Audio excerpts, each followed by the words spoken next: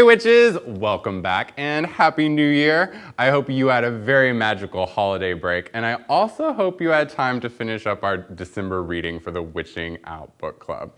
Last month we read the Encyclopedia of Magical Herbs by Scott Cunningham. This was originally published in 1985, so it's had some revisions and expanded editions over the years, but this is probably the version you have. It's been the most current for a pretty good while now, as the author passed away in 1993. The book is broken down into 3 parts: the basics, the herbs, and the table and appendices. In the basics, you learn a crash course on using herbs and magic. It actually covers a lot in 20 pages.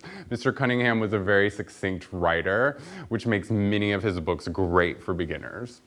And as you can see here, the book is sorted into 3 parts, and the middle part, that's the main part of the book, the second part.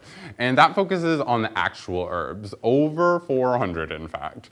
Each is listed alphabetically and gives the scientific name, other common names, health codes, the gender of the plant, its ruling planet, associated deities, historical ritual uses, powers, and modern day magical applications. It really it covers everything.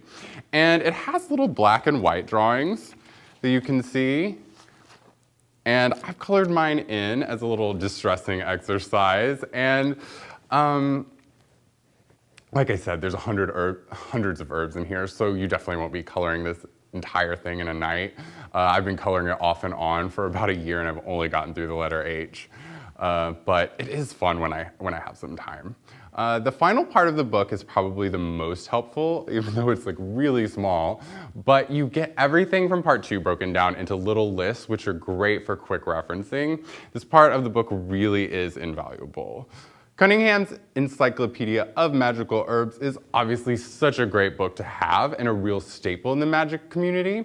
I highly recommend reading through the book at least once in its entirety to familiarize yourself with using herbs and magic, and to find specific plants that can improve your life right now. The only real problem I have with this book is that it was written by a Wiccan author. There are a lot of great Wiccan books out there, and many Wiccan practices align with traditional hedge witchcraft, but Wicca is an organized religion, and this is in no way a religious or Wiccan website. At Witching Out, we just focus on things we can personally see or interact with, so while it may be fun to know the historical relationship of the herbs to Greek gods and goddesses, we don't actually factor any of that into our magical practices here. So purely based on that, and the fact that this cover art is kind of lame and in serious need of an update, I give this book 4 out of 5 stars. It's a total must-have, and I can't seem to even go to the supermarket, let alone vacation without it. I hope you enjoyed this book review, and to find out what we're reading this month, check out witchingout.com.